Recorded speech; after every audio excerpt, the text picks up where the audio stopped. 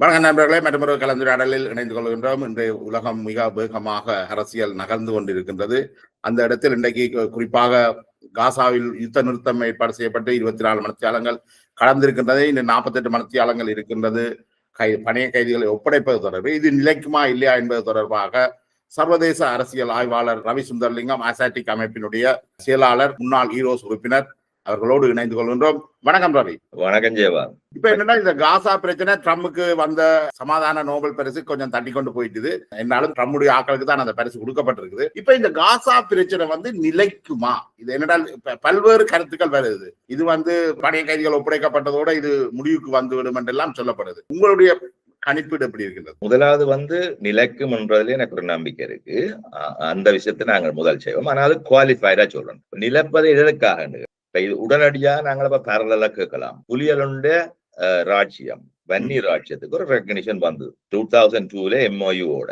அது நிலைக்குமாண்டை கேட்டிருந்தீங்கன்னா அதை குறிச்சு நின்றவர்கள் சுத்தவர்கள் நின்றவர்கள் சொல்வார்கள் நிலைக்குமாண்டு.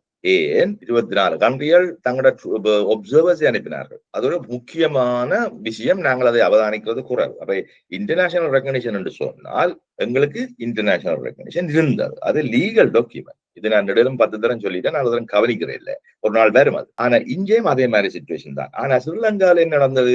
அதை அப்படியே உடைச்சு தள்ளினார். அப்ப அதுக்கு ஒத்தாசையாக சுத்த இருந்த இந்தியா போச்சு. அதாவது இந்த லீகல் டாக்குமெண்ட்டை நாங்கள் விட முடியாது என்றது சுத்தாடல் இருக்கிறதுக்கு தேவை இருந்தது. இதை நாங்கள் இன்சிஸ்ட் பண்ண மாட்டோம். லீகல் டாக்குமெண்டாக இந்தியாவுக்கு கஷ்டம். அப்ப இந்தியா என்ன செய்யுது? காஷ்மீரை உடைச்சு 2-3 துண்டாக்கி ஒவ்வொரு பக்கத்துல இருக்க ஸ்டேட்டோட நினைச்சிட்டு இப்ப இன்றைக்கு காஷ்மீர்ன்றது ஒரு சின்ன துண்டா போய்விட்டது. இப்ப நீங்கள் அவைகளுக்கு ஒரு ஸ்டேட் இருக்கான்னு கேட்டீங்கன்னா நீங்க சொல்லலாம் இருக்குண்டு.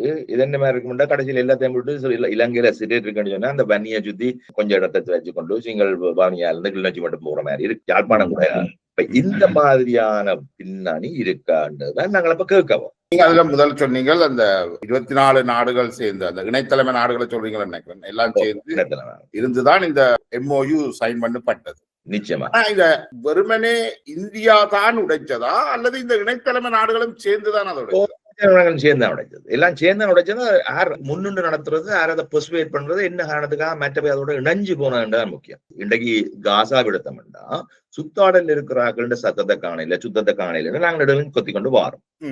ஈரானை தவிர மற்றவர்களும் பெருசா கத்துன மாதிரி தெரியல.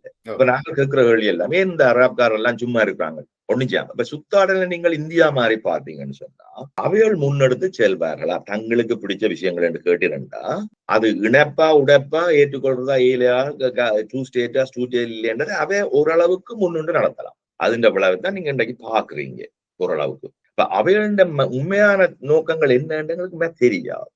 பின்னணி எங்களுக்கு தெரியாது. அப்ப நீங்கள் ஊகங்கள்ல வச்சுக்கணும் சொல்லலாம். இப்ப ஊகங்கள் எடுத்தோம்னு சொன்னால் தான் நாங்களே பிரச்சனைக்கு வரப்போறோம். இதுதான் பிரச்சனை. அப்ப இப்ப இருக்கிற நிலைமையில என்ன நடக்குதுன்னு கேட்டீங்கன்னா அப்ப 2-3 விதத்துல நீங்க என்ன தளங்களா பார்க்கணும். அதாவது தட்டுகளை. ஒரு தட்டில வேர்ல்ட் கான்ஃபரன்டேஷன், குளோபல் கான்ஃபரன்டேஷன் போய் கொண்டு, அதாவது ரீஅலைன்மெண்ட் ஆஃப் ஃபோர்ஸஸ் என்று சொல்லினோம். எந்த ஆகியமே நெடுகாலம் இப்ப கனகாலமா சொல்லி கொண்டு வர்றது. நாங்கள் எதை பார்த்தாலும் யூரேஷியா என்ற பிறந்த கான்டினென்ட்டுக்குள்ள கண்டத்துக்குள்ள பார்க்கணும்.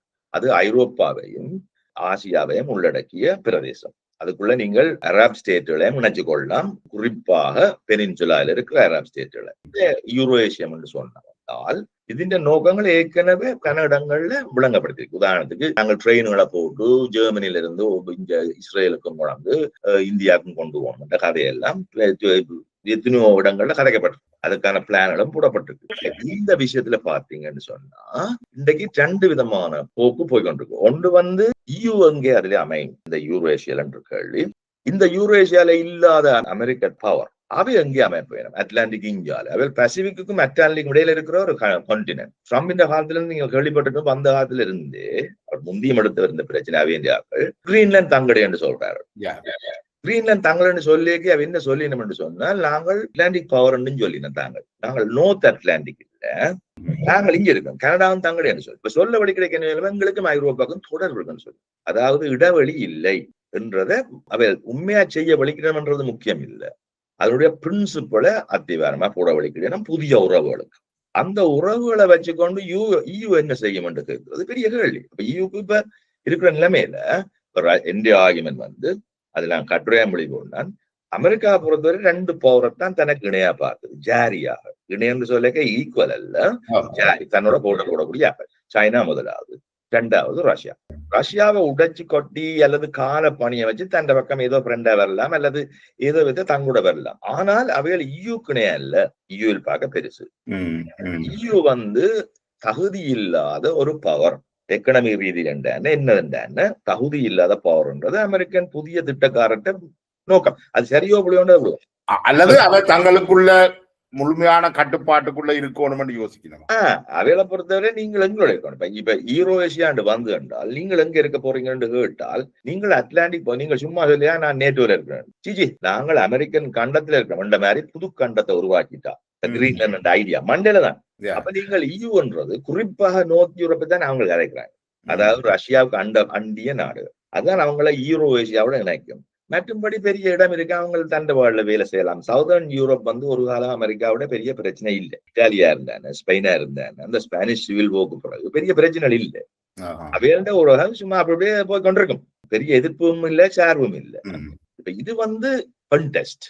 அப்ப இந்த விதத்துல அமெரிக்காவின் திட்டம் சைனாவை என்ன மாதிரி ஹேண்டில் பண்றதுக்கு தாங்கள் முதல் கனகன நங்கூரங்களை போட வேணும். இந்த விதத்துல போயிருக்க இயூவியலை சேலஞ்ச் பண்ண வேண்டிய வருது அமெரிக்கான்ற திட்டத்தை. இல்லாட்டால் அவைகளுக்கு இடம் இல்லை. அவைகள் ஒன்றில் ரஷ்யாவுக்கு கீழே போகணும், அல்லது ரஷ்யா சைனா இந்தியா உறவுக்கு கீழே போகணும், அல்லது அமெரிக்கா கீழே போகணும். இப்ப கிட்டத்தட்ட இவங்க இந்த ஐரோப்பிய ஒன்றியம் உருவானது அமெரிக்கா ஒரு பிரச்சனையா பாக்குது, அல்ல தனக்கு ஒரு நிச்சயமா ஒரு பிரச்சனையா பாக்குது. நிச்சயமா இப்ப அமெரிக்காவுக்கு எதிரில்லை என்று சொன்னால், நீங்கள் அந்த கரன்சிய யூரோ கரன்சிய ஒரு ப்ரொஜெக்டா எடுத்து ஜெர்மன் நின்று முன்னின்று நடத்தியிருக்க முடியாது. அதுல இருந்து இங்கிலாந்து கூட வாபஸ் பற்றி மற்றவே அதுல ஒரு ப்ரொஜெக்டா இருந்து செய்தார்கள். பிரான்சின் அணுக்குண்ட ப்ரொஜெக்டா பார்த்தார்கள். பிரான்ஸ் மக்ரோன் சொன்னார், இந்த பிரச்சனை உடங்க உங்களுக்கு தெரியுமா, நேட்டோ பிரச்சனை உடங்க நாங்கள் நேட்டோவுக்கு அணுப்பலம் தர தயார் ரஷ்யாவுக்கு எதிராக பாதுகாப்பு.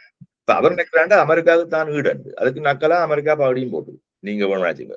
இப்ப அண்மையில கூட ட்ரம்ப் நீங்க கவனிச்சவங்களே தெரியாது, யுக்ரைன் பிரச்சனை ஒரு கொமெண்ட் சொல்லிக்க நீங்கள் பிளேனை சுட்டு விழுத்துங்க, நீங்க வேணும்னா சுட்டு விழுத்துங்க.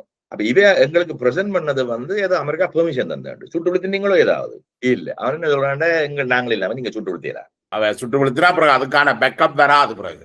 முதல் இல்ல, அது மட்டும் இல்ல, அவளுக்கு இன்டெலிஜென்ஸ் இல்ல. இப்ப முழுக்க அந்த நெட்வொர்க், இந்த ஜிபிஎஸ் நெட்வொர்க் முழுக்க அவைய கையில தான் இவ பாருங்க. இவங்க மிசில அடிச்சு போட்டு மிசில திருப்பி விட்டா ஒன்னும் செய்யல. அவங்க லொக் பண்றாங்க மிசைல்களை ரஷ்யாக்காரர். அப்ப சில வேளையில அவங்களோட மெஷினை அடிச்ச மிசைல திருப்பி அனுப்பி விட்டாங்க. இப்படியான டெக்னாலஜிகள் வளர்ந்துட்டு இது பெரிய முக்கியமான விஷயங்கள், கன விஷயங்கள் நாங்கள் கண் மூடி கொண்டிருக்கிறபடியா எங்களுக்கு நாங்கள் புகர் இடங்கள்ல கவனித்திருந்தோடைய டெக்னாலஜிகளோட எவ்வளவு தூரம் மாறி ஒவ்வொரு திசைகளுக்கு ஆக்களை திருப்புதுன்றது எங்களுக்கு விளங்குது இல்ல. சரி கொஞ்சம் படிக்கும். இப்படி பாக்கைக்குள்ள 3வது உலக யுத்தம் என்ற நிலைமைக்கு வராது என்று நினைக்கிறேன். வராது. அதுக்கும் ஒரு காரணம் சொல்றேன். அதுக்கு புட்டின் அலாஸ்காவில சந்திச்ச போது அவர் 2 பேரும் கதைச்சதை புட்டின் பிறகு போய் ஷங்காய் கோஆபரேஷன் மினிஸ்டர்ஸை கூப்பிட்டு ஒரு மீட்டிங் கொண்டு வச்சது நோர்த் கொரியால நினைக்கிறேன். அந்த மீட்டிங்ல அவர் கரண்டி பண்றார், நானும் ட்ரம்பும் ஷியும் இந்த 3ஆம் உலக யுத்தத்தை தடுத்து விடுவோம். சாரி, புட்டின் சொன்னதை நான் மெட்வெடேவ் தான் இந்த ஆலோசகர் தான் இதை இப்படி சொன்னது. அவர் ஒரு பிரீஃப் பண்ணது, புட்டின் இதுதான் நடந்ததுன்னு சொன்னது. அது இந்த இன்டர்பிரிட்டேஷனை போட்டார் மெட்வெடேவ் இவற்றை ஆலோசகர் முந்தி பிரசிடென்ட் இருந்தவர் ரஷ்யாவுக்கு. இப்ப மெட்வெடேவ் தந்த ட்வீட்ல ஒரு இதை சொல்லணும், இது சுவாரஸ்யமான சில விஷயங்கள். இப்ப ட்ரம்ப் ஒரு ட்வீட் ஒன்று போட்டது ட்ரூத் சோஷியல்ல, ரஷ்யா இந்தியா சைனா எல்லாம் அழிஞ்சு போங்க, எல்லாம் சேர்ந்துட்டீங்க அழிஞ்சு போங்கோ, நாசமா போங்க கிடையாது திட்டுவிடும். அது மாதிரி அந்த படத்தை அப்படியே எடுத்து மெட்வெடேவ் அதை ட்வீட்டா போடு, அதுல அப்ப அவர் படம் போட்டிருக்கிறார் இந்தியாவே இந்த பிளாக். ஆனா இவர் எடுத்து அதை பாசிட்டிவா போட்டு கீழே அமெரிக்கா பிளாகையும் போட்டு நாங்கள் சமாதானத்தை ஏதோ விதத்துல வெற்றி காணுவோம் என்ற மாதிரி போட்டிருக்காரு. அது ஸ்ட்ரேஞ்ச். இப்ப இதுகளெல்லாம் எங்களுக்கு வாரல. இப்ப நாங்கள் இங்க டெமோக்ராட்டிக் கண்ட்ரியில இருக்கிறோம், எங்களுக்கு எல்லாம் பேண்ட், எங்களுக்கு ஒரு மயிரும் தெரியாது. இப்ப இந்த பிரச்சனையால நாங்கள் சில விஷயங்கள் எங்களுக்கு கண்மூடித்தனமா இருக்க வேண்டியது கட்டாயம், வேற ஒன்றும் இல்லை. ஆனா பின்ன நடக்கிற விஷயங்கள் தானே. இப்ப இந்த விதத்துல பாத்தீங்கன்னா இப்ப நீங்க மிடில் ஈஸ்டுக்கு திருப்பி வருவோம், என்ன நடந்தது. அப்ப மிடில் ஈஸ்டுக்கும் யுக்ரைனுக்கும் ஒரு பரவல் இருக்கு. முதலாவது மிடில் ஈஸ்ட்ல யுக்ரைன் உடங்கினது தொடக்கத்துல என்ன மாதிரி இருந்தாலும் அது பிறகு தண்டவாள வேற சிச்சுவேஷனுக்குள்ள விழுந்துடும். இப்ப ஸ்ரீலங்கன் பிரச்சனை நீங்க எடுத்தீங்கன்னா தமிழர் நாங்கள் உடங்கினே என்னது, நாங்கள் இந்திரா காந்தியிட போய் உதவி கேட்க எங்கட ஈரோஸ்காரன் போய் நேரடியா சந்திச்சார். என்ன நாங்கள் நினைச்சு கொண்டிருக்கோம், பங்களாதேஷ் மாதிரி ஒரு நிலைமை வருமா. ஆனா மற்றாக்கள் எல்லாம் வந்துடுறாங்க, கேம் மாறிடும். இப்ப கேம் மாறினோடனே பிறகு உங்களோட கொண்ட்ரோல் எவ்வளவு, மற்ற வேண்டிய கொண்ட்ரோல் அடிப்படைதான் முக்கியமே ஒழிய நாங்கள் அதுல முக்கியம் இல்லை. இதே மாதிரி பிரச்சனை தான் நீங்க பாத்தீங்கன்னா யுக்ரைன் பிரச்சனை எடுத்தீங்கன்னா தொடக்கத்துல அது நேட்டோன்ற பிரச்சனையாகவும் ரஷ்யாவுடைய வலயங்கள்ல அவையோட பாதுகாப்பு குறிச்சதாக இருந்தது. அதாவது எங்களுடைய போர்டருக்கு கிட்ட நீங்கள் நியூக்ளியர் பாம்பு வச்சிருக்கலாது என்றதுக்கு எதிராகத்தான் ரஷ்யா உண்மையா அது. அப்ப அதை மின்ஸ்க் அக்ரிமெண்ட் அண்மையில மக்கள் சொல்லுது. அதை மீறினபடியே தான் இந்த பிரச்சனை மக்கள் சொல்லுது. அஞ்சல மக்கள் வேலை கிளியரா சொல்லுது, இவையாலதான் சாண்டோடங்க. ஆனா எங்களுக்கு செய்யற புரோபகண்டா வேற மாதிரி. ஆனா உண்மையை எடுத்துக்கணும். அப்படியே பின்பக்கம் போய் கொண்டு போனீங்கன்னா கணக்க சொல்லலாம். அமெரிக்கா அண்டருக்கே விலகிடுச்சு. எப்ப ட்ரம்ப் வந்ததோ உண்மையில முதல் தரம் வரைக்கும் அமெரிக்கா சொல்ல தொடங்கி இவேண்டியாக்கள் நாங்கள் ஒதுக்கு இணை இல்லை, ஒதுக்கு சரியில்லை. அதுக்காக ரஷ்யாவுக்கு இன்னும் கீழே தள்ளணும்ன்றதுல எங்களுக்கு விருப்பம்.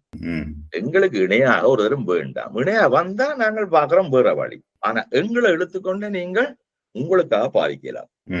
இந்த நிலைமையை நாங்கள் கட் பண்ண போறோம். எந்த நிலைமையை கொண்டவுடனே அந்த ஜாரித்தன்மை முதல்ல தொடங்குது. அப்ப யூன்றது அமெரிக்காவுக்கு எதிரான ப்ராஜெக்ட் தான், அதுல ஒரு அமைச்சம் இல்லை.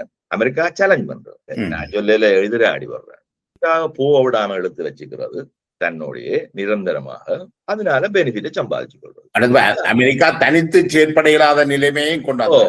அதுதான் இதை துண்டிக்கிறான் முதலாவது நோக்கம் அமெரிக்கா. அப்ப இது செய்ய தொடங்கின உடனே நீங்கள் இப்ப இந்த கேமை நீங்கள் என்னன்னு வேற விதத்தை தடுக்கிறேன்னு தான் பாப்பீங்க. இதுல இஸ்ரேல் அமெரிக்கா பாவிக்குதா யூரோப்பியன் யூனியனுக்கு எதிராக? ரெண்டு பேரும் பாய். இதுதான் அந்த பிரச்சனை. அப்ப இந்த பிரச்சனைன்னு சொன்னா ரெண்டு பேரும் அந்த ஏரியாவில் இப்ப அமெரிக்காவுக்கு நீங்கள் யாரும் இருக்கோ தெரியாது. ஒபாமா சொல்லிச்சது தங்களுக்கு உலகம் எல்லாம் பெரிய பிரச்சனை இல்ல, பசிபிக் தான் எங்களை முக்கியம். பசிபிக்க நாங்கள் செக்யூர்ன்றான் முகம். இப்ப என்ன நடக்குது, பசிபிக்ல நீங்கள் அடிபடுறீங்களா சைனாவோட? இல்ல, நீங்கள் மிடில் ஈஸ்ட்ல இப்ப கான்சென்ட்ரேட் பண்றீங்க. ஏன் கான்சென்ட்ரேட் பண்றீங்கன்னா கேள்வி. அப்ப அங்கதான் உங்களோட பிரச்சனை இருக்கு. இப்ப யாரோட பிரச்சனை இருக்கு என்றால் உண்மையா ஈயோட உங்களுக்கு பிரச்சனை இருக்கு. என்ன நடக்கண்டா, இப்ப நாங்கள் இப்ப இஸ்ரேல விடுவோம், பலஸ்தீனை விடுவோம், முதல்ல அதுக்கு வருவோம். பழைய ஹிஸ்டரி எடுத்தீங்கன்னு சொன்னா பழைய ஹிஸ்டரியில இந்த மிடில் ஈஸ்ட பிரான்சும் இங்கிலாண்டும் பங்கு போட்டு டர்க்கின்ற பழைய ஒட்டமான பேர்ல இருந்து கையேற்றணும். சரியா, எல்லா துண்டையும் தங்கடே ஆக்கிச்சணும். அதுல இருந்து நாடுகள் காட்டிச்சணும். இந்த நாடுகளை தங்கடே ஆக்கிச்சணும், தங்கட பெட்ரோல் ஆக்கிச்சணும். அமெரிக்காவில் ஒன்றுமே இல்லை, அமெரிக்காவுக்கு பங்கும் இல்லை, ஒரு மண்ணாங்கடியும் இல்லை. அப்ப அமெரிக்கா தலை போட்டுத்தான் தான் எடுக்க போகணும். அப்ப இந்த நிலைமையில அமெரிக்கா இஸ்ரேல்ன்றதை வரைக்க இஸ்ரேலுக்கு எதிர். அப்ப அமெரிக்கா ஓட் பண்ணது எதிராக, இவ பிறகு கன்வின்ஸ் பண்ண, இவ தாங்களா அடிக்கல வேணும். இந்த ப்ரோக்ராம் யூரோப்பின் ப்ராஜெக்ட் தான் இஸ்ரேல் முதல் தொடக்கத்துல. பிறகு நீங்க சொல்ற மாதிரி எங்கட பிரச்சனை தான் டசில் வந்த உடனே இஸ்ரேல் ஆட்ட ஹைல் என்ற கேள்வி வந்த உடனே தான் இப்ப நீங்கள் இஸ்ரேலை வாங்குறதுக்கு உங்களோட பக்கம் இணைக்கிறதுக்கு பிரபாருக்கு ஆயுதம் கொடுத்த மாதிரி, ஈரோஸுக்கு ஆயுதம் கொடுத்த மாதிரி நீங்கள் ஏதாவது செய்வி.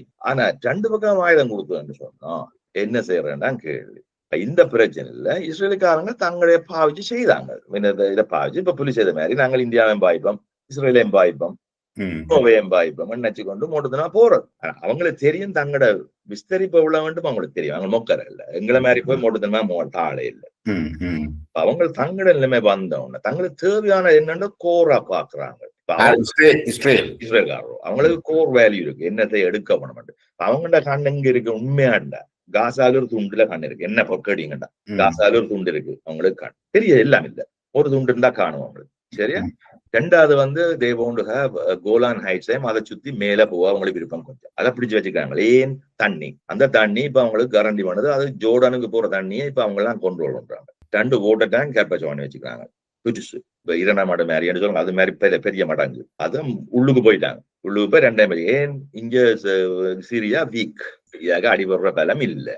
அப்ப இவ ரீஜனல் செட்டில்மெண்ட் வந்தீங்கன்னு சொன்னா, அதாவது பிராந்தியத்துல வந்தீங்கன்னா இவ்வளவு காலம் அமெரிக்கா அப்ராஹாமிக் டாக்டரின்ல எல்லாரையும் இணைச்சிட்டு, அதாவது இஸ்ரேலோட இணைஞ்சு போறது, நாங்கள் சமாதானம் நாங்கள் செய்யறோம், டோம் வரி இஸ்ரேல நாங்கள் கொண்டாடுறோம். அதை சொல்லி செய்ய நீங்க கேட்கணும், என்ன இஸ்ரேல் திருப்பி கிளம்பி எழுந்தேன். அதோட அக்டோபர் 7 நடக்குது. அது சரி. அப்ப இது இந்த ப்ரோக்ராம் நடக்க ஹமாஸின் பிரச்சனை வந்துட்டு புலியின் பிரச்சனை, இதுதான் புலியோட ஒப்புறோம். இப்ப பிரச்சனை சொன்னா இந்தியாவுக்கும் பெங்களூர் ஒப்பந்தம் வந்தது, அதுக்கு பிறகு டெல்லி ஒப்பந்தம் வருதுன்னா புலி என்ன செய்யறதுன்ற கேள்வியை நீங்க போவோம். அப்ப புலி நக்கிது தமிழம் தான் வழி என்று சொன்னால் நான் இதை உடைக்கும். இவ 2 ஸ்டேட் தியரி என்று வெஸ்ட் பேங்க்ல ஒரு துண்டையும் காசால துண்டையும் விட்டு கொடுக்க தயார்ன்னு சொன்னா ஹமாஸை பொறுத்தளவு சரி வராது. அது சரியோ அப்படி ஒன்றதை விடுங்கோ, சாத்தியம் இல்லையோட விடுங்கோ. அவையண்ட பிரின்சிபல் பாயிண்ட் இருந்து அவையண்ட பிரின்சிபல் பாயிண்ட் இஸ்ரேல் கண்ட்ரியே இல்லையண்டല്ലേ சொல்லி அவைகள் எங்கேயோ ஹெட்மையில சீவிக்கணும் தமிழ் மாதிரி சரியோ.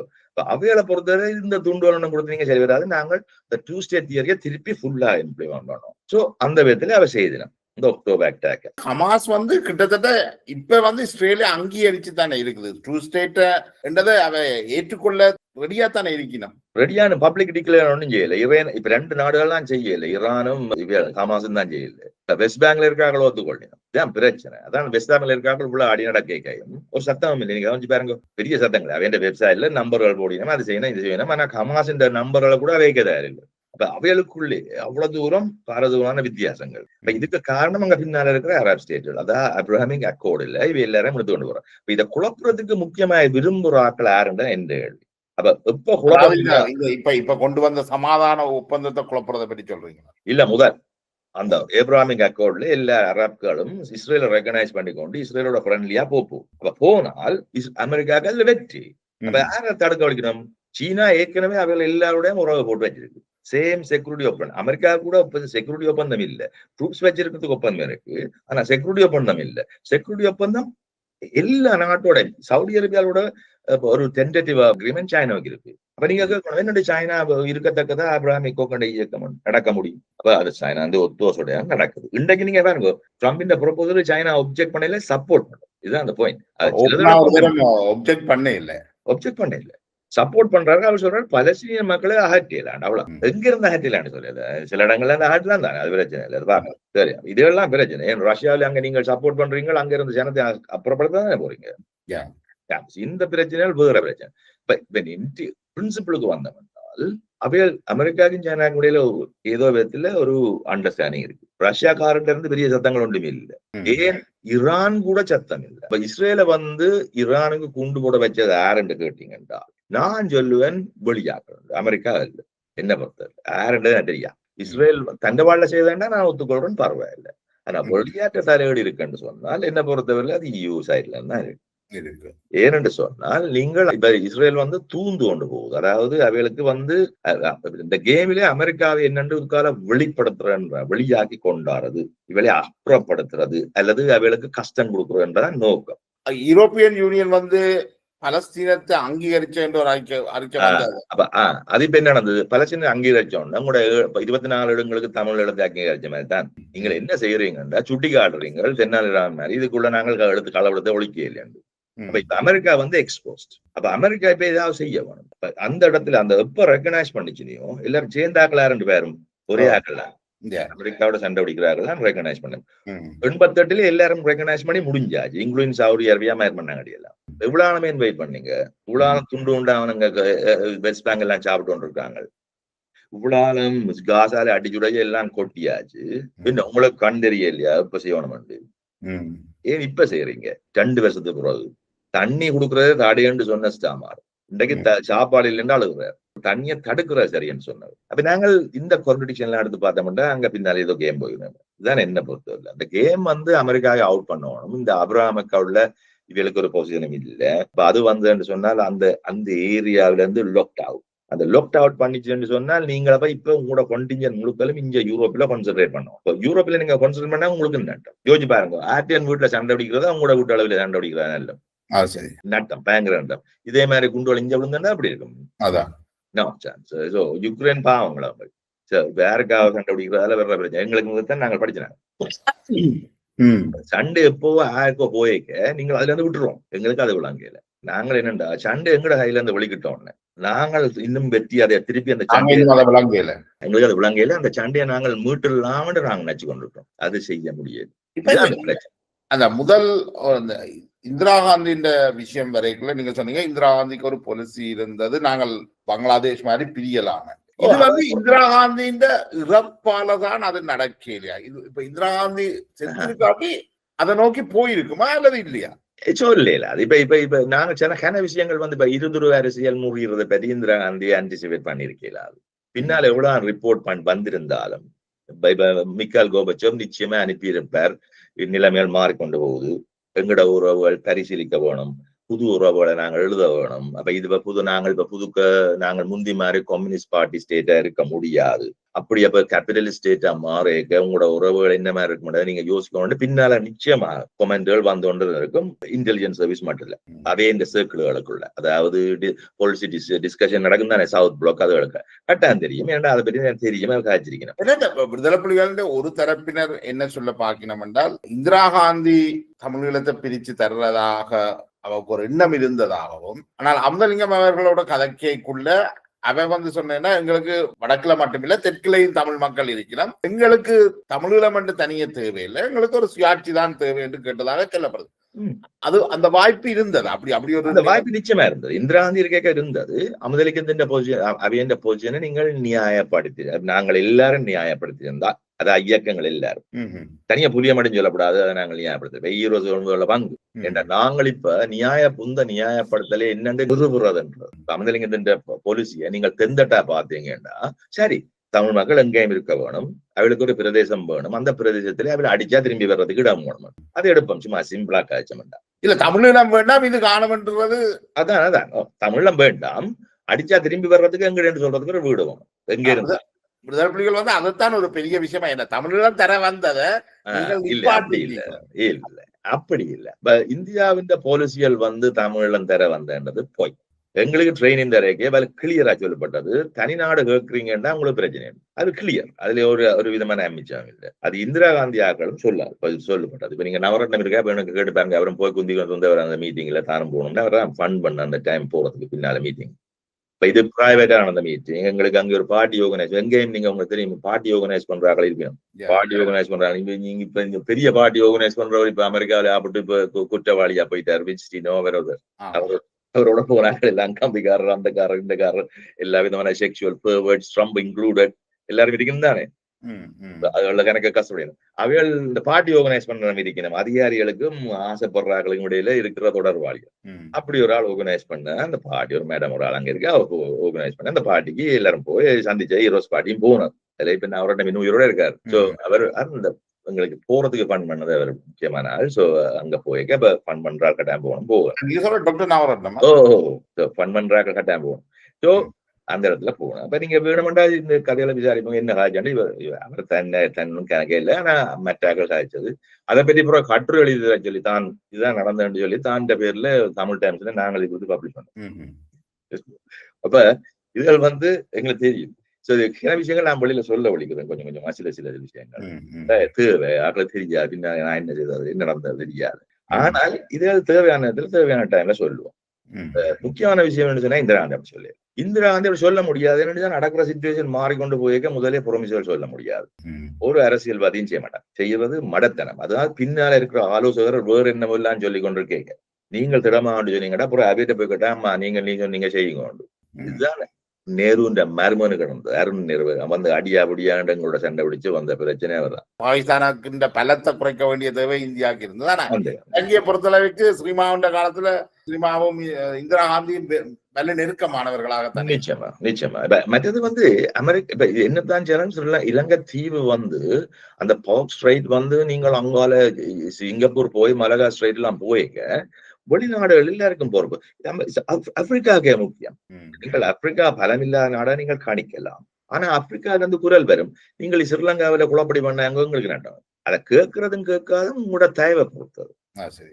ஏன்னா அவர் பலம் இல்ல. இன்றைக்கு நீங்க கேட்க முடியல, சவுத் ஆப்பிரிக்காண்ட குரலையோ கென்யாண்ட குரலையோ நீங்கள் கேட்க அப்படிங்கன்னா உங்களுக்கு பயங்கர நட்டம். சரியோ, அது நடக்காது. அமெரிக்காவும் கேட்கும், எல்லாரும் கேட்கிறோம். சரியோ, அப்ப கிட்டத்தட்ட இஸ்ரேல வந்து பணிய வச்சது ஒரு உலகளாவிய ரீதியில பணிய வச்சதுல சவுத் ஆப்பிரிக்காவுக்கு மிக முக்கியம், பெரிய ரோல். அப்ப இதுல வந்து ஆக்களுக்கு விளங்கல, ஆப்பிரிக்கான ரோல் வந்து விளங்குது இல்லையா ஆக்களுக்கு, அது எவ்வளவு தூரம் வளர்ச்சி ஆண்டுட்டு தண்டு. நாங்கள் இதுல கொஞ்சம் கதைக்க போனோம் என்றால் ஆக்கள் இன்னும் கண்மூடித்தனமா அமெரிக்கா, சைனா, இந்தியான்னு காய்ச்சி இருக்காங்க. துரதிருஷ்டவசமா எங்களுடைய ஆக்கள் இன்னும் ஆப்பிரிக்காண்டா காப்பிடி என்றும் ஆப்பிரிக்கர்களை திருமணம் செய்யறதுக்கு எதிரான தான் இருக்கிறோம். இதுதான் எங்களுடைய பிரச்சனை. இப்ப எங்களுடைய நாங்கள் இருக்கிற நாட்டிலேயே பிள்ளையார்கள் செய்யற என்ன மாதிரி என்ஜினியரிங், சோசியல் என்ஜினியரிங் செய்யறன்றது விளங்கல. இன்றைக்கு நீங்க டிவியை பாருங்க, டிவியில கருப்பர்களும் வெள்ளையர்களும் கல்யாணம் செய்யாத ஒரு டிவி அட்வர்டைஸ்மெண்ட் இராது. எல்லாத்துலயும் ஒரு ஆள் கருப்பண்ணா மற்ற வெள்ளை, 90% வேணும்னு செய்யறாங்க. என்னத்துக்கு? நீங்க கல்யாணம் செய்யறோம்னு சொல்றாங்களா? இல்ல, கல்யாணம் செய்யற நல்லது, பரவாயில்ல, உங்களோட வாட்டை செய்யுங்கன்றாங்க. ஏன் நீங்கள் அதோட விளைவை பாக்குறீங்க? இன்றைக்கு இன்றைக்கு இங்கிலாந்து வந்து ஜெனட்டிக்கல் ரீதியிலையும் பிசிக்கல் ரீதியிலையும் ஈவன் மென்டல் ரீதியிலோட பலப்பட்ட நாடா வந்துட்டு வெளிநாட்டு. இப்ப நீங்களே அங்க இருக்கிற ஊர் மாட்டு கொண்டே கேட்ப மாட்டை மாத்துறதுக்கு நீங்கள் வெளிநாட்டு இதை இந்திரியங்களை கொண்டே போடுறீங்க. இது வந்து அவங்களுக்கு தெரியும். அவங்க சயின்டிஸ்ட் கண்டு எங்களை மாதிரி இல்லை. நாங்கள் சயின்டிபிக் பீப்புள் அல்ல, நாங்கள் இமோஷனல் பீப்புள். ஹிஸ்டரி, பழைய ஹிஸ்டரியில காய்ச்சி கொண்டு இன்னும் தேஞ்சு கொண்டு போறாங்களா தான் பொலிட்டிக்ஸையும் வந்து இன்றைக்கு எங்கட பொலிட்டிக்ஸ் வந்து இன்றைக்கும் ஒரு எமோஷனல் பொலிட்டிக்ஸா தானே இருக்கு. இன்னும் நாங்கள் கடந்த காலத்துல இருந்து எதையும் கற்றுக்கொள்ளையிலோன்னு தானே கற்றுக்கொள்ள இல்ல. அது ஒரு அமிச்சாரம் இல்லை. இப்ப நீங்கள் பாத்தீங்கன்னா, இப்ப எங்கட சாதிகளை நாங்கள் ஏன் மாறி கல்யாணம் செய்யணும்? எங்கட சாதிகளுக்கு மாறி கல்யாணம் செய்தாலே நாங்கள் எங்கட ஜெனட்டிக்கல் ஸ்டாக் பெருசா வந்துடும், ஸ்ட்ராங்கா வந்துடும். நீங்கள் மரமுறவனை கல்யாணம் செய்தீங்கன்னா உங்களோட பிள்ளைகள் சிரம வரமென்று சொன்னீங்க இல்லையென்று சொன்னால் நீங்கள் மடைய. உங்களுக்கு அந்த ஜெனட்டிக்கல் ஆர்கியூமெண்ட் விளங்கியல் என்றால் வெள்ளையருக்கு அதை விளங்கி அவர்கிட்ட படிச்ச ஜெனட்டிக்ஸே உங்களுக்கு விளங்கியல்னா நான் என்ன செய்யறது? நீங்க சயின்ஸ் அவன்கிட்ட வாங்குறீங்க, ஆனா வீட்டு பிரச்சனை வந்தோடனே அதுக்கு கட்டுப்பாட நீங்க போடுறீங்க உங்களுடைய அறிவில. அப்ப என்னது சயின்ஸுக்கு எங்க இடைவெளி? இதுல இல்லையே, தொடர்பு இல்லையே. உங்களோட முடிவுக்கும் சயின்ஸுக்கும் தொடர்பு இல்லையே. அப்ப நீங்கள் படிச்சேன்னு சொல்ற சயின்ஸ் நீங்கள் செய்யற விஷயத்துக்கும் தொடர்பு இல்லையே. அப்ப இதுகள் வந்து எங்கட முடியுது. இல்லாட்டா விஜய் இதுல போய் 90 சாவாங்களா 50 பேர். நாங்கள் முக்கியமான ஆக்கள் டெலி போட்டு நோத்துல இருக்கிறவன் மோடிக்கு சப்போர்ட் பண்ணணும் மொக்கன் டெலி போட்டு விஜயன்ற மீட்டிங்ல போய் 90 சாவீங்களோ?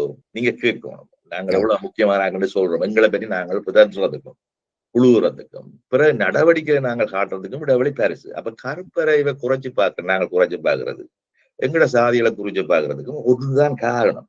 அதாவது பயம். தாங்கள் குறைஞ்சிடுவோம்ன்ற பயம். இப்ப நாங்கள் இந்த திருப்பி நாங்கள் காசாவுக்கு வந்தோம்டா. இந்த சமாதான ஒப்பந்தம், இப்ப இந்த ஒப்பந்தத்தை எனக்கு என்னமோ இது இலங்கையில நடந்த இலங்கை இந்திய ஒப்பந்தம் மாதிரியும் ஒன்று இருக்குது. என்ன இதுல பலஸ்தீன மக்கள் இந்த பேச்சுவார்த்தையில உள்ளடக்கப்படையில்லை. இஸ்ரேலும் அமெரிக்காவும் சேர்ந்துதான் செய்தது. அங்கேயும் இலங்கையும் இந்தியாவும் சேர்ந்துதான் அந்த ஒப்பந்தத்தை செய்தது. ஆனால் இப்ப இந்த ஹமாஸுக்கு இருக்கிற ஒரே ஒரு பலம் வந்து இந்த தங்களுடைய பணைய கைதிகள். இந்த பணைய கைதிகள்லையும் அவர்களுடைய அந்த இறந்து போனவர்களுடைய உடலையும் கொடுத்தால் ஹமாஸுக்கு அங்கே ஒரு பிடியும் இல்லையே.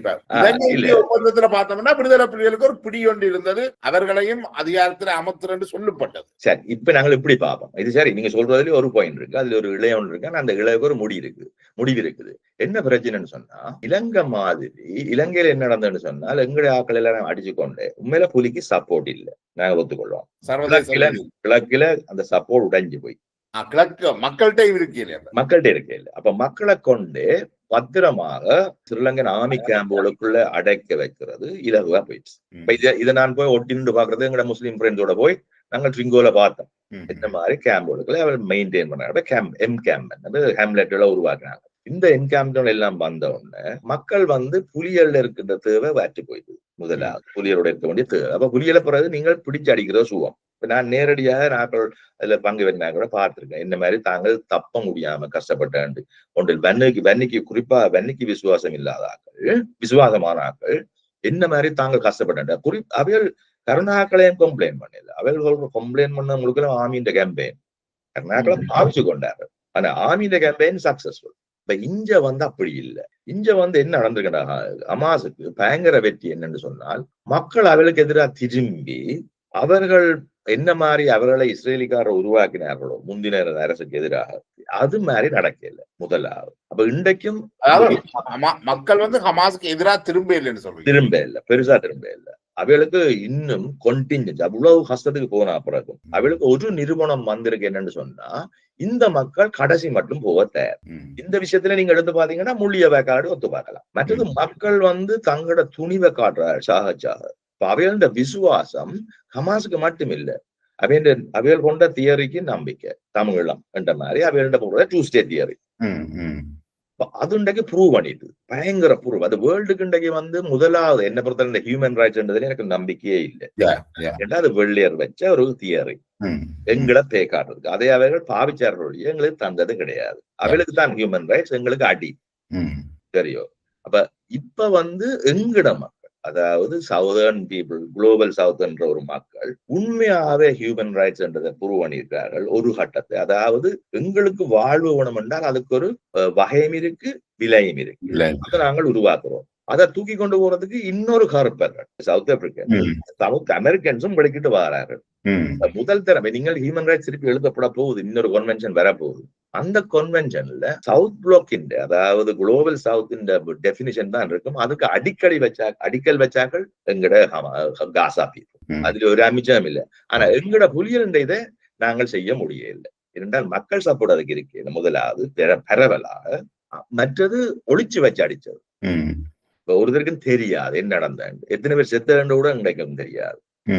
எங்களுக்கு அது பெரிய நட்டம். அது சாவில இருக்கிற சொத்தை கூட நாங்கள் சுவீகரிக்க முடியாது. இல்ல அதுல ஒரு சிக்கல் இருக்குல்ல. உண்மையிலேயே இப்ப ஹமாஸ் இந்த 2 வருஷம் நடந்திருக்கு. இந்த யுத்தம் ஒரு சின்ன நிலப்பரப்புக்குள்ள 2 வருஷம் நடந்திருக்கு. இப்ப இந்த முள்ளிவாய்க்காலை பொறுத்த வரைக்கும் ஓரளவுக்கு இந்த தமிழ் தேசியத்தை பேசுகிற ஆட்களால இந்த புள்ளி விவரங்களை எடுத்திருக்கே இல்லை. அவர்கள் என்ன நினைக்கணும் என்றால், எங்களுடைய ஆக்கள் அந்த குவான்டிட்டியில தான் கூடுதலாக அக்கறை செலுத்தினார்களே ஒழிய அத குவாலிட்டியா செய்யலையோ ஒன்று உன்னிச்சு. அதுல ஒன்று அமிச்சம் இல்லை. இதுக்கு நான் உதாரணமே சொல்றேன். நாங்கள் அந்த நேரத்துல உங்களுக்கு தெரியும், லண்டன்ல இஎஸ்சி ஒன்று நடத்தினோம். இந்த இஎஸ்சிக்கு எங்களுடைய ஆர்முகம், ஈரோஸ் ஆர்முகம், கங்கா செக்ரட்டரி, நான் அசிஸ்டன்ட் செக்ரட்டரி. ஆனா அதுக்கு தொண்டு பிரயோஜனம் எழுதுறதெல்லாம் நான் தான் பொறுப்பு. எப்பொழுதினாலும் அங்க நடக்கிற அட்டாக்ல 10 பேர் செத்தார் சொல்லுவாங்க, சிஜி 5 கூட்டி போடாப்பான். ஏன் எங்களுக்கு நாங்கள் நினைக்கிறோம் சாவின் நம்பிக்கையால வெள்ளையர்கள் எந்த கவனத்தை ஈர்க்கலாம். அவங்களுக்கும் கூட 5 பேர்ல நம்பிக்கையில, 10 பேர்ல நம்பிக்கையில, உங்களே ஒரு தடவை நம்பிக்கையில கே. ஆனா எங்களுக்கு அது விளங்கல. நாங்களே வெள்ளையர்ல மோகம் தானே. இப்ப வெள்ளைய மையமா வச்சுதானே உலகத்தை பாக்குறோம். அவைய அன்பையும் ஆதரவையும் உதவியையும் வச்சுதானே உலகத்தை பாக்குறோம். அப்படிதான் கற்பரும் கீழே தெரியுது. இப்ப பிரச்சனை சொன்னா நாங்கள் கற்பருக்கு அப்பீல் பண்ண இல்ல, எங்கடையாக்களுக்கு அப்பீல் பண்ண இல்ல. யாருக்கு அப்பீல் பண்றோம்? வெள்ளையற்ற சாதனத்துக்கு அப்பீல் பண்றோம். ஒடுக்கப்பட்ட சமூகங்களுக்கும் அப்பீல் பண்ண இல்ல. நாங்க ஒருத்தருக்கும் அப்பீல் பண்ண இல்ல. இங்க இருக்க வெள்ளையர்ந்த கஷ்டப்பட எங்களுடைய அமைப்பு வடிவம் கூட, எங்களை போராட்ட வடிவம் கூட கிட்டத்தட்ட ஒரு ஏகாதிபத்திய நலனை பாதுகாக்கிற ஒரு வடிவமா இருந்ததே ஒழிய ஹமாஸ் ஒரு ஏகாதிபத்திய எதிர்ப்பு தன்மை கொண்டு இருந்தது. அதுல ஒரு அமிச்சம் இல்ல. அதுதான் அங்க வெற்றி. அங்க வெற்றி மக்கள வெற்றி. அதான் இப்ப பிரச்சனை சொன்னால், நேற்று இவர் நெத்தனியாக சொல்லிக்க அதை ஒத்துக்கொள்றார். அவர் சொல்றார் தன் மிஷன் முடிஞ்சு. தன் மிஷன் என்ன? அப்ப கேட்டு பார்த்தா நீ அவர் சொல்ல வழிகிட்டது என்ன? தன் மிஷன் அது ஒரு விஷயத்துல அவர் உண்மையா சொல்றார். தன் ஆக்களுக்கு தான் அவர் சொல்றார். அதுல உண்மை. ஆனா வெளியில சொன்ன மிஷன் ஹமாஸை நிர்மூலம் செய்யறது. செய்யல என்றதை அவர் ஒத்துக்கொள்றார். இப்ப ஹமாஸ் இன்றைக்கு நம்பர் இன்னும் கூடி இருக்கு. அழிவை பார்த்தவர்கள் ஹமாஸுக்கு போகாம இருக்கிறதுக்கு வாய்ப்பு இல்லை. அங்க இருக்கிறார்கள் எல்லாரும் ஹமாஸ். வெடியங்கள் யங் பீப்புள் எல்லாரும் ஹமாஸ். வெட்டியாளர் ஹமாஸ். சரியோ, சாப்பாடு கஷ்டப்பட்டு பேணியோட தெரிஞ்சவே எல்லாரும் ஹமாஸ். சரியோ, ஹமாஸ்ன்றது அவளுக்கு இயக்கமா தெரியாது, கெட்ட புலியா தெரியாது.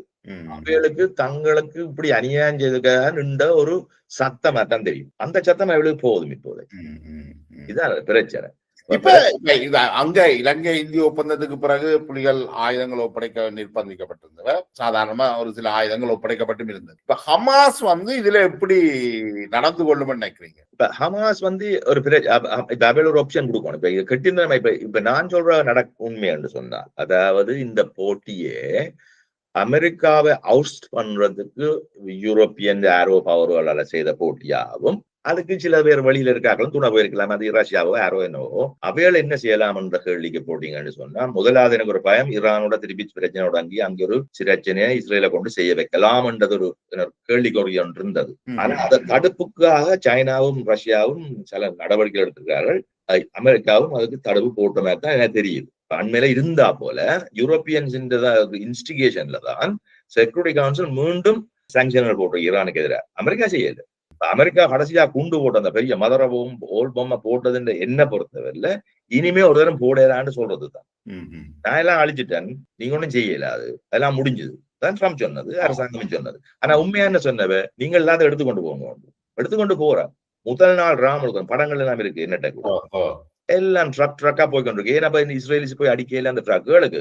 சரி, அடிச்சிருந்தா முடிஞ்சிருக்குமே எல்லாம். அப்ப நீங்கள் உண்மையா டிப்ளீட் பண்ண ட்ரை பண்ண இல்லை. அப்ப நீங்கள் ஆர்டிஓ கேமை நிப்பாட்டுறீங்க என்ற எந்த கன்க்ளூஷன். அப்ப அந்த அவென்யூவை நீங்கள் நிப்பாட்டிட்டீங்கன்னா இந்த சிச்சுவேஷனை நீங்கள் கொண்டு வரலாம். அப்ப இஸ்ரேல் இப்ப ட்ராப்ட்.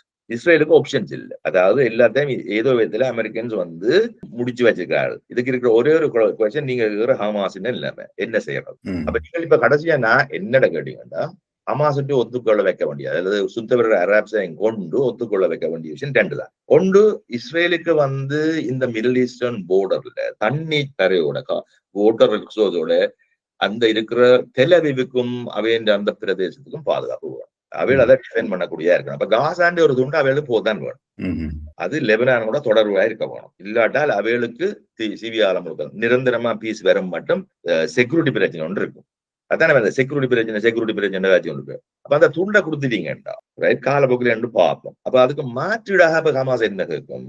ஹமாஸ் இப்ப ஹமாஸ் நான் எல்லாரையும் சேர்த்து தான் பாக்குறேன். ஈஜிப்ட் தான் இங்க முக்கியமான ஆள்.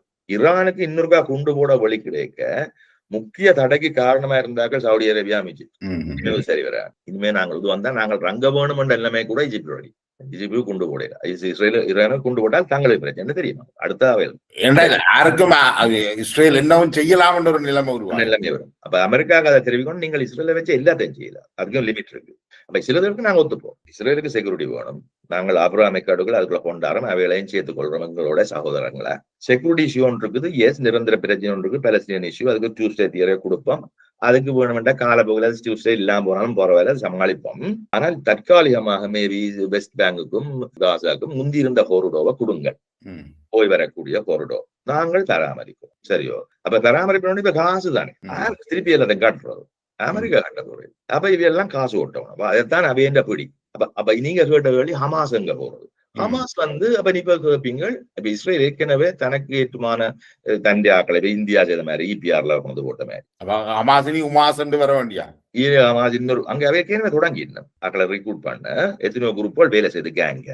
இந்த கேங்கள் உண்மையாவோ அங்காலேயோ இஞ்சாலேயோ யாருக்கு தான் தெரியும். சரியோ? காலப்போக்கில் இஞ்சால பெருசுன்னா இப்ப ஒன்று மாறிடும். சிலர் அதை என்கரேஜ் பண்ணுங்க, நீங்கள் அவங்களோட போய் வேலை செய்யுங்க. அப்ப இப்ப கேள்வி என்ன சொன்னா, என்ன மாதிரி நீங்கள் ஒரு செக்யூரிட்டி போர்ஸுக்கு இன்டிகிரேட் பண்ணி ஒரு டெவலப்மெண்ட் ப்ரோக்ராமுக்குள்ள இவளை சேர்த்து கொண்டு போறதுதான் கேள்வி. இதுதான் அந்த கட்டித்தனம். இது பயங்கர கேள்வி. ஏண்டா இடைக்காலத்துல புலிகள் இன்றைக்கு இருக்கிற அண்டைக்கு அடிபட்ட புலிகள் இன்றைக்கு சாதாரண கதைக்கிறதுக்கு வர்றதுக்கு 20 வருஷம் எடுத்தது. புலி செத்தாகும், அது கதைக்க முடியாது. இப்ப கதைக்கணும். நீங்க சொன்ன அந்த பன்னி மாதிரியா எல்லாரும் இப்ப வந்து வலிக்கிட்டு வந்து கதைக்கணும். புத்துகளுக்காக வந்து கதைக்கலாம். இப்பவும் கதைக்க யோசிச்சுதான் செய்யணும், வேண்டாம் கேட்கணும்.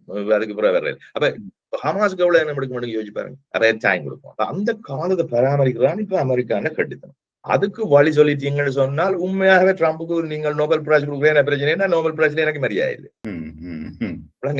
பெரிய பிரச்சனை இல்லை, கொடுங்க. ஏன்னா அது கட்டித்தனம். கேமா பாத்தீங்கன்னா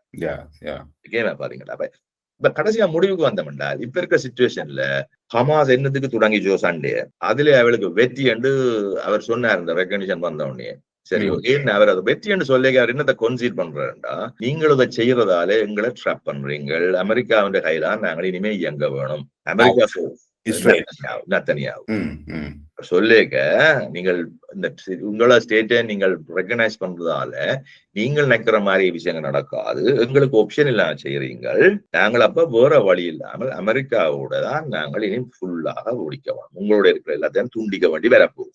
அப்ப ஈரோப்புக்குள்ள பிரச்சனை என்ன, நீங்க பலஸ்தீனிய ஸ்டேட்டை அங்கீகரிச்சதால அங்கீகரிக்காத அமெரிக்காவோட இவ தங்களோட உறவை வலுப்படுத்த பார்க்கணும்.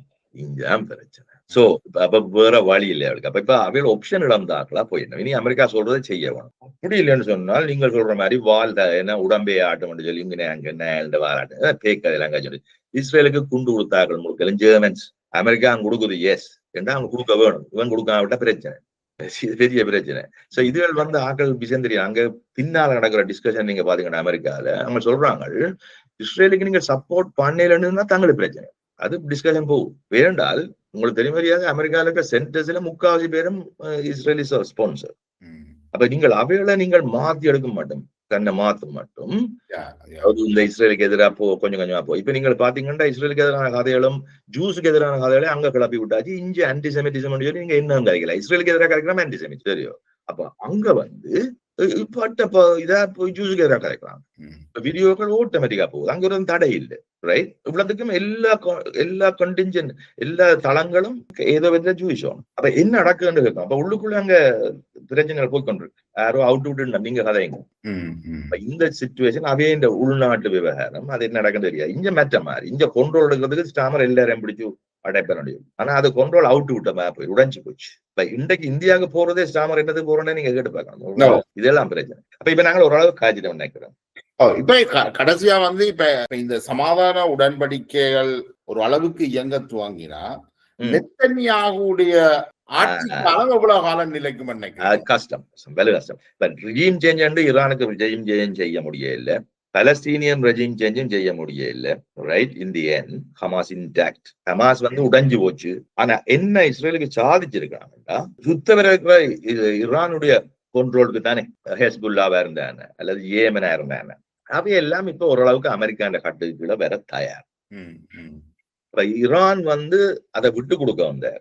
அப்ப இப்ப அவையால் சொல்லி நமக்கு ரீஜனல் செட்டில்மெண்ட் நாங்களும் கொண்டு வருவோம். ஆனா நாங்கள் சைனா கூட்டிக் கொண்டு பாதுகாப்போட வருவோம். சும்மா அது அமெரிக்கா தயாரோண்டாங்க. ஆனா இப்போதைக்கு தயாரா யூ இல்லைண்டா வேற இந்த குழப்பங்காசிகள் இல்லையா அவை இந்த குழப்பங்காசி வேற ஏன்னா அவைகளுக்கு சேலஞ்ச் இல்ல.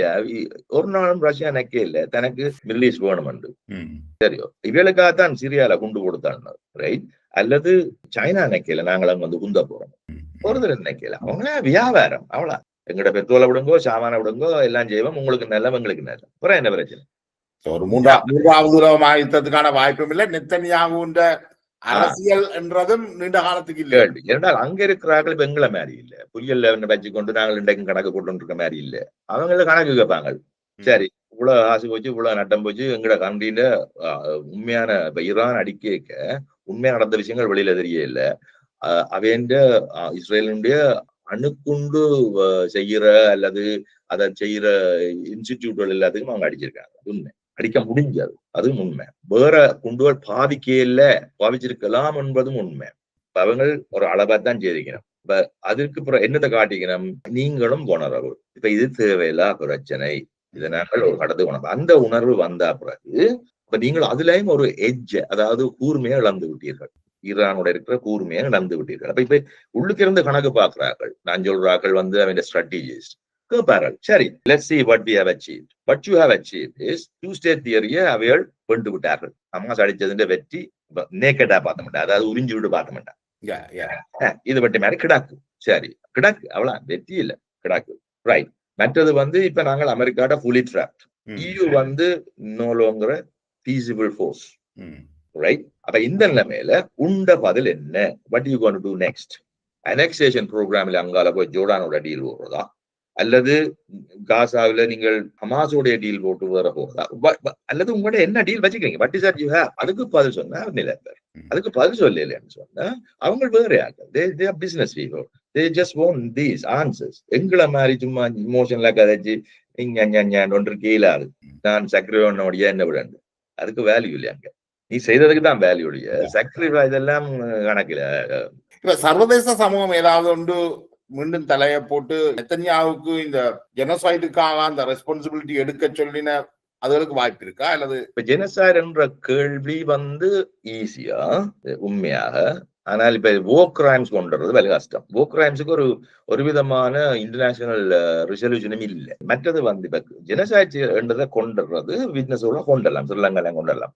ஆனால் அதுக்கு செக்யூரிட்டி கவுன்சில் அப்ப சாத்தியம் இல்லை, அங்க சாத்தியம் இல்லை. நான் இந்த புள்ளியோட இந்த நீண்ட உரையாடலை நாங்க முடிவு கொண்டு வரலாம் நினைக்கிறேன். உங்களுடைய நேரத்தை ஒதுக்கி நம்மளுடைய இந்த கருத்துக்களை பகிர்ந்து கொண்டமைக்கு மிக்க நன்றி. வணக்கம். தேங்க்யூ.